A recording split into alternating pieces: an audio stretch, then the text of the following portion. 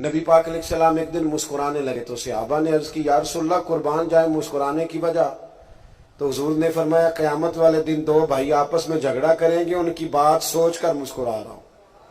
एक कहेगा या अल्लाह मेरा इसे हक लेके दे, तो अल्लाह फरमाएगा इसके तो पहले ही बड़े हक थे, नेकियां तो इसकी जा चुकी, अब तो क्या हक लेता है? तो कहेगा मालिक उसने बड़ा तंग किया, दुनिया में बड़ा सताया है।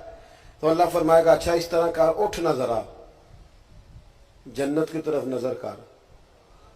वो जन्नत की तरफ नजर करेगा तो क्या कमाल महल्लात नजर आएंगे।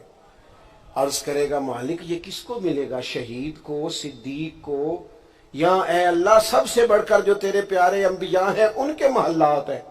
अल्लाह फरमाएगा ये मैंने उसको देना है जो अपने भाई को माफ कर दे। कर देंगे माफ आज आके इंशाअल्लाह, माफ कर देंगे इंशाअल्लाह। ये महल उसको मिलेगा जो अपने भाई को आज इंशाअल्लाह माफ कर दे।